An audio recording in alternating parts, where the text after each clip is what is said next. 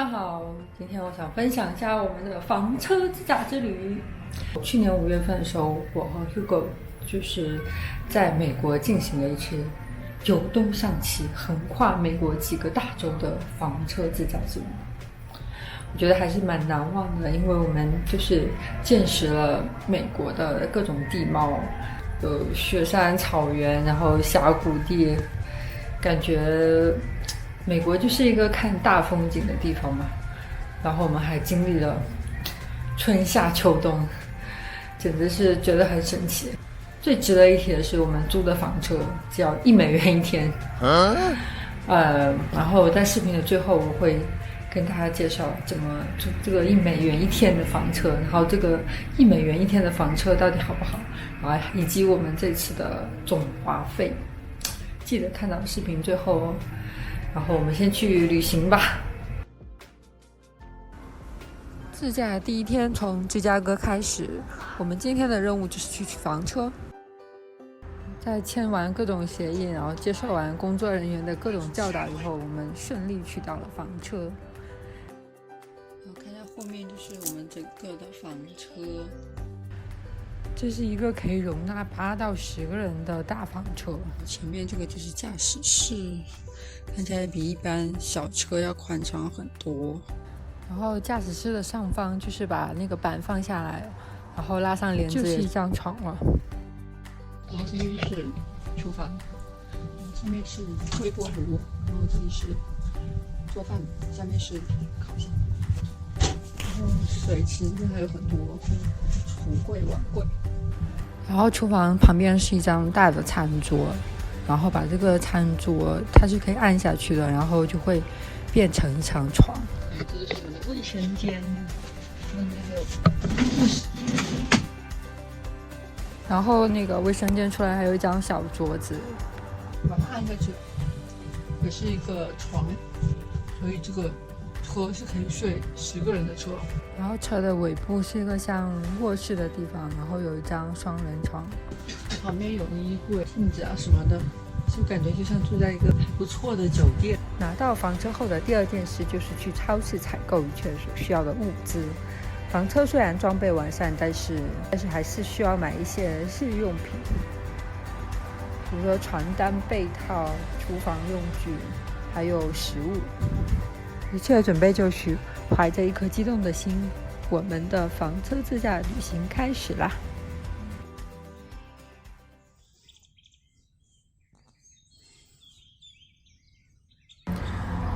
第二天早上，我们在密西西比河畔的一阵鸟叫声中醒来。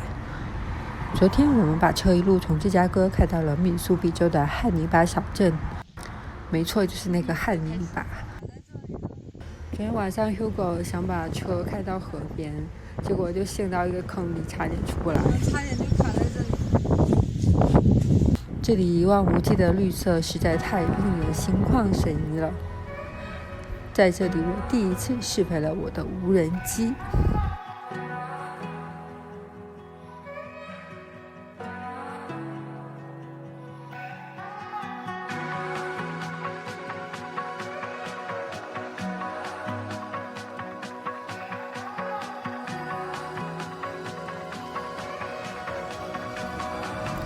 然后我们接着马不停蹄地开往堪萨斯州。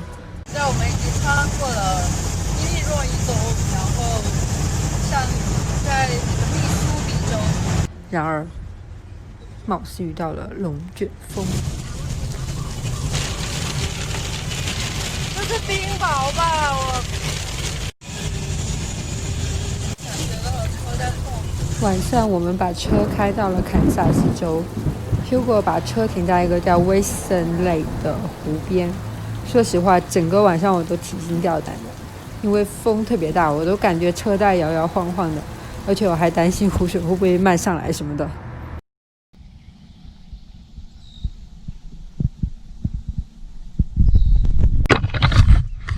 是一个美好的早晨，又是一个美好的早晨。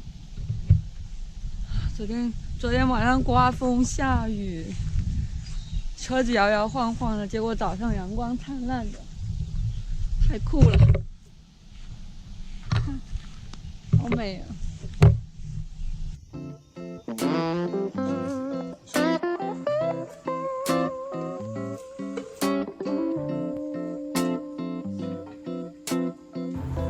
有什么比湖边的早餐更惬意的呢？然而，正在我们享用湖景早餐的时候，警察来敲门。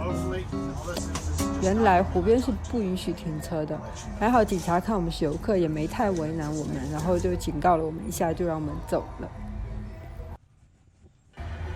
房车自驾的第4天，我们来到了科罗拉多州，这是美国境内海拔最高的一个州。Wow, Snow Mountain, so beautiful!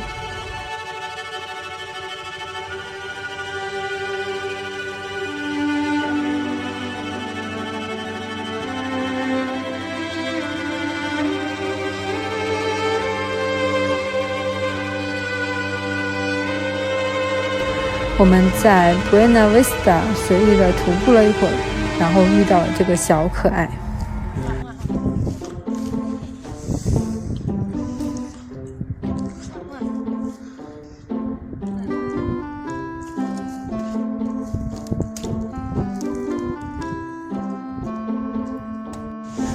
傍晚时分，我们经过了一个叫做 Lakeview 的小镇。我们本来行程里并没有这个小镇，但是经过的时候就是感觉特别有感觉，然后觉得必须下来逛一下，然后我们就走进了一个超级酷的酒吧。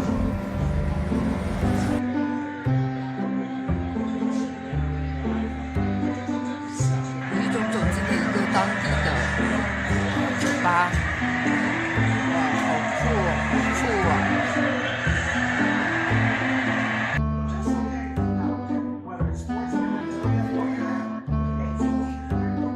超级有年代感的酒吧，台球桌，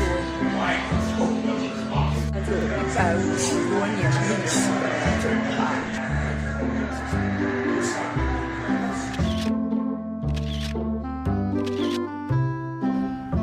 房车自驾的第5天，我们来到了拥有众多国家公园的犹他州，感觉旅行总算步入了正轨了。拱门国家公园是此行的第1个国家公园。拱门国家公园顾名思义，就是有很多大大小小的拱门。然后我现在正在爬一个非常大的拱门。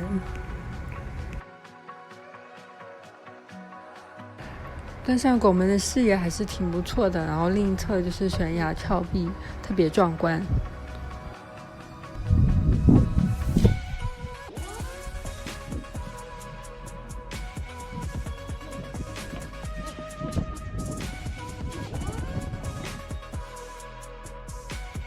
终于感受到了狂野美西的地广人稀了。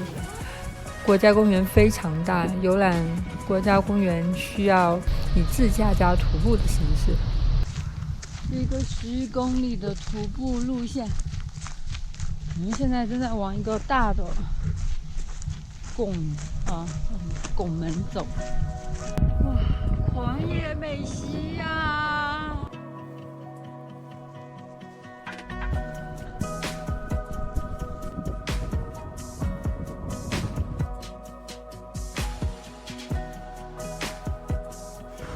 傍晚时分，我们在美丽的夕阳中赶往下一个目的地，没想到到晚上却遇到了暴雪。下起了大雪，好大好大哦！路上一片漆黑，我们只能静静地跟在另一辆车后面，然后这样比较安全。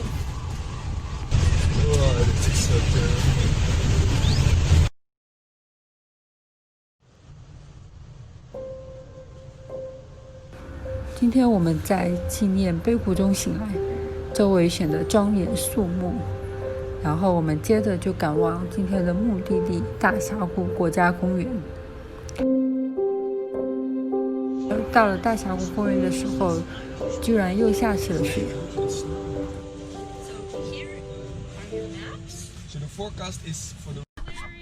好大的雾，好大的雾！今天下雪了。然后我们现在就在大峡谷国家公园里面。今天天气特别冷，因为刚下了雪，这边现在云雾缭绕的，感觉就像仙境一样。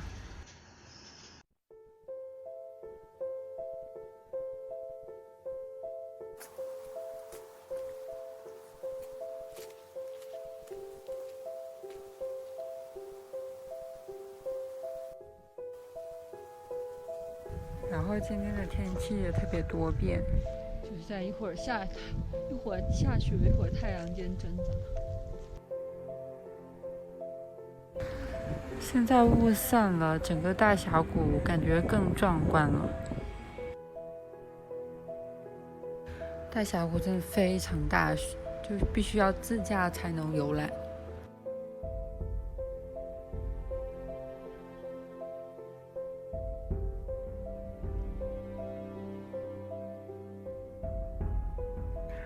今天早上醒来，外面的世界简直把我们惊呆了，银装素裹。我们昨晚就是睡在了大峡谷旁边的一个树林里，然后我们还发现这个房车居然坏了，有个零件坏了，就是那个支架是可以把遮阳伞打出来了。然后我们有一次忘了就是完全收回去，然后它碰到路边的那个树枝，然后就稍微就位移了一点，变形了。然后晚上我们把车延展的时候，因为那个车它是可以延展开，就让里面的空间更宽敞。延展的时候呢，那个支架整个就断掉了。然后我们最后只好先用我的腰带先把那个破的支架绑好，然后继续开。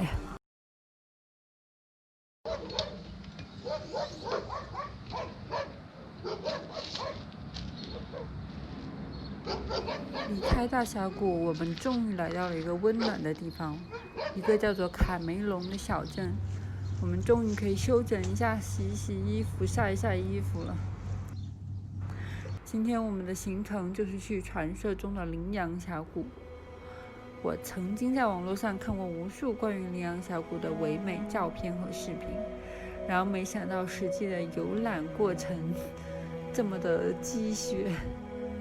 $501个小时，然后一堆游客排着队，就是进去在里面绕了一圈，然后要拍一张没有人的照片都很难。而且据说这个羚羊峡谷还是私人的，我的天，每天这么多人，每个人$50，那不是要赚翻吗？这里就是传说中的马蹄湾，我现在准备拍个日落。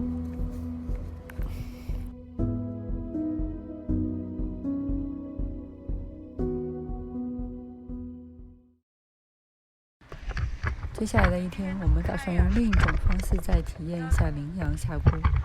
于是我们租了一个皮划艇去羚羊峡谷地，感觉这样的方式更便宜、更自在。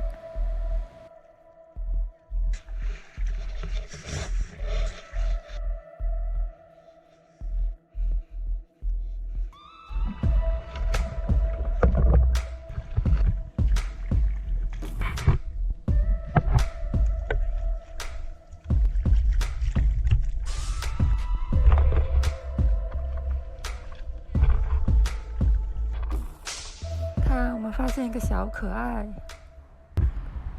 哎 ，Cutie dog, come here, come here.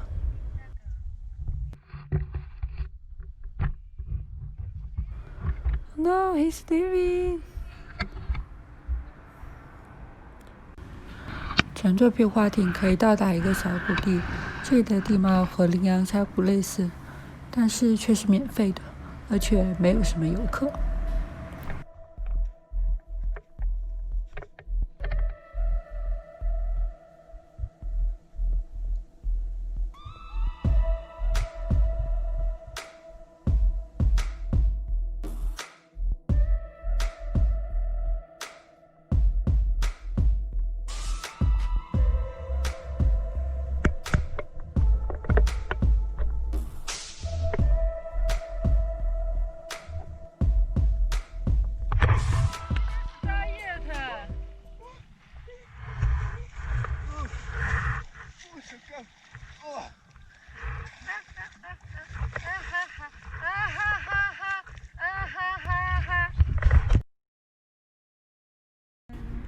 今天我们游览了犹他州的另一个国家公园——布莱斯峡谷国家公园。哇，好危险哦！好危险哦！好高的人拍个照不容易呀！哇！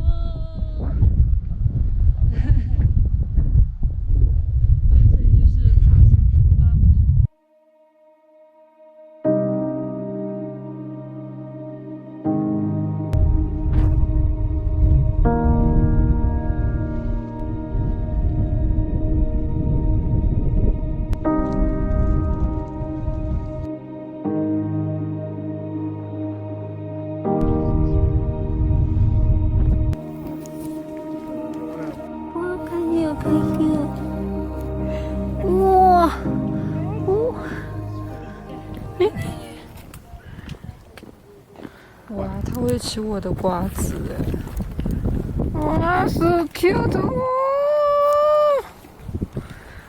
哇，he looking at me, huh? I can see how he eat. No, but you can zoom in digitally. 我感觉我真的是一个看到小动物就情不自禁的人，要不是 Hugo 硬拉着我走，我感觉我可以跟这个小松鼠玩一个下午。不过后来听说这里的松鼠是不可以投喂的，要 keep wild animal wild。然后景区有提供专门的 shuttle bus， 也很方便，就省得自驾啦。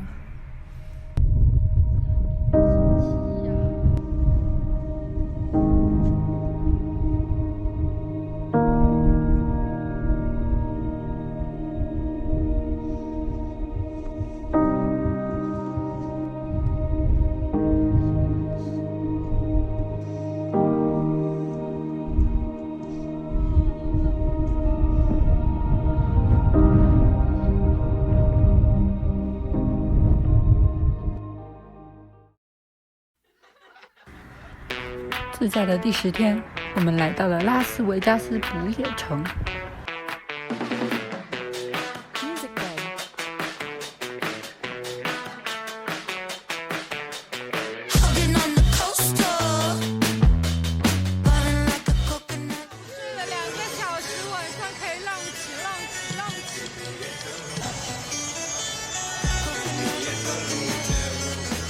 拉斯维加斯被称为纸醉金迷的赌城，来这里当然要去赌场赌一把了。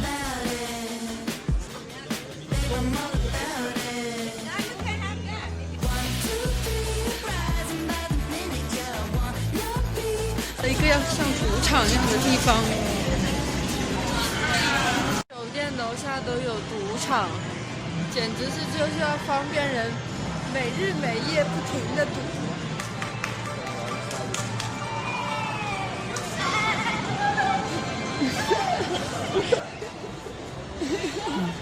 想赌一把，必须先把现金先换成赌币。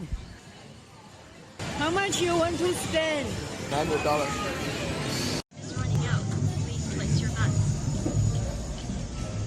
很快，我们的$100就人间蒸发了。在我眼里，拉斯维加斯就是沙漠中崛起的一座很虚幻的城市。仿造的埃菲尔铁塔，仿造的大阪樱花，仿造的威尼斯，连高尔夫球也是仿造的。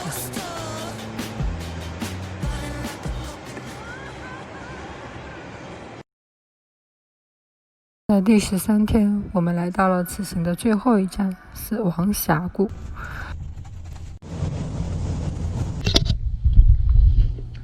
今天来到了死亡谷，真是热的不行。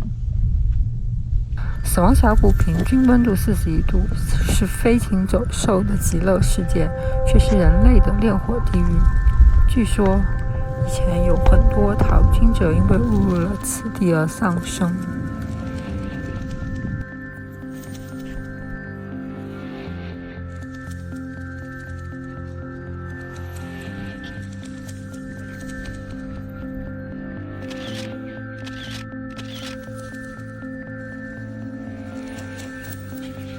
离开大峡谷，我们一路开往洛杉矶，结束了此次的房车自驾之旅。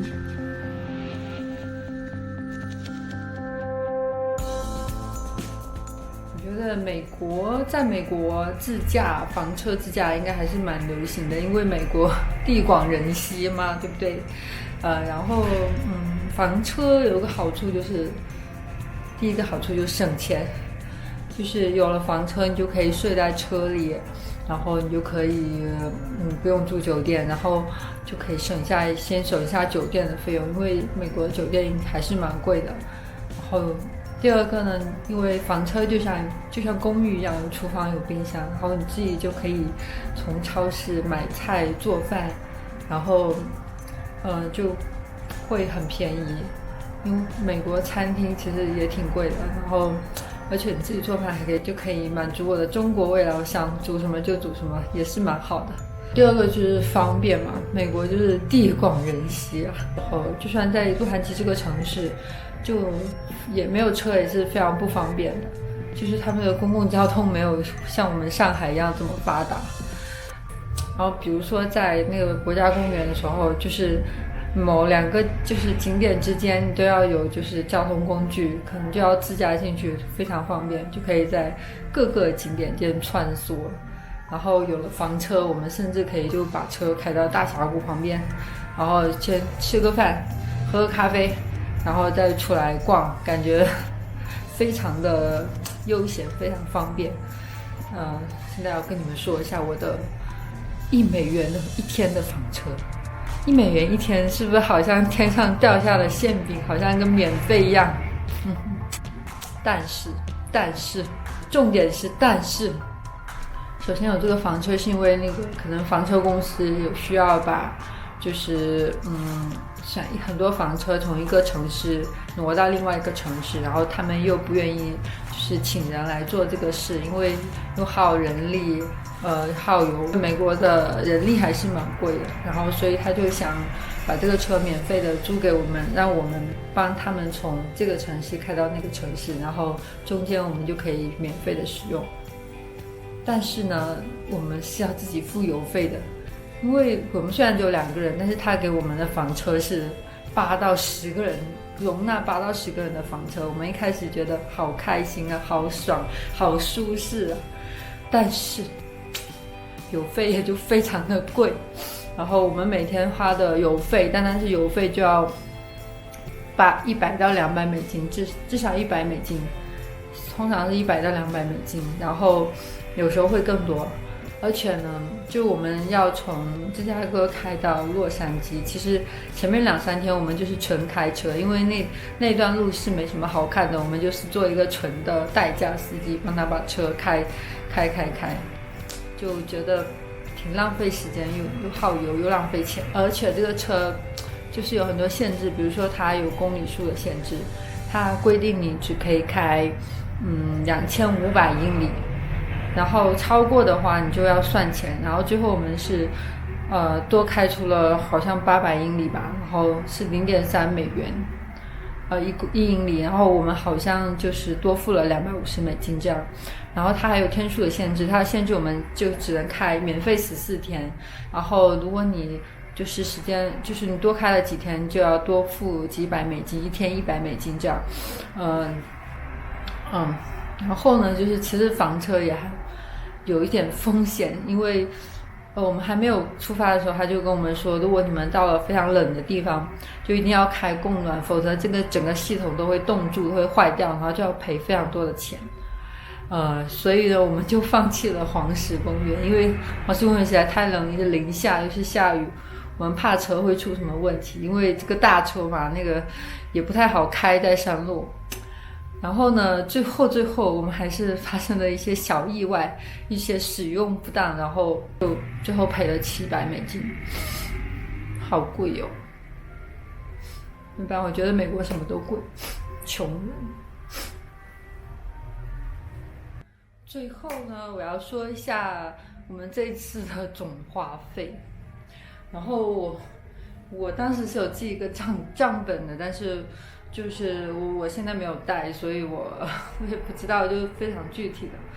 但我们大概是一天我要花100到200美金在油费，然后我们是基本上全部都在超市买东西煮饭，但是也都是有鱼有肉有水果这样的。就是吃的还就也挺好的。然后我们就好像花了500多美金吧，买了还是我忘了，就买了一个套票，公园的套票，然后可以去很多个国家公园，然后就主要就是油费、过路费，就是超市的购物费用，还有门票，国家公园的门票，然后这4个加起来，我们当时大概有算，大概平均是100美金一个人每天。然后具体的我账本没带，所以我也不能很详细的计算，所以大概就是这样的价钱，感觉就是好像还是挺贵的哦。但毕竟是美国，所以美西的大风景还是挺不错，但是就是真的很贵，而且我觉得美国嘛，就没有什么好吃的，就只有汉堡包、三明治，然后好像也没有很多。就我去了California，还有那些自驾的地方，没有很culture的地方，所以其实我也并不太喜欢。好了，就这样吧。喜欢我的话，请关注点赞，下期见。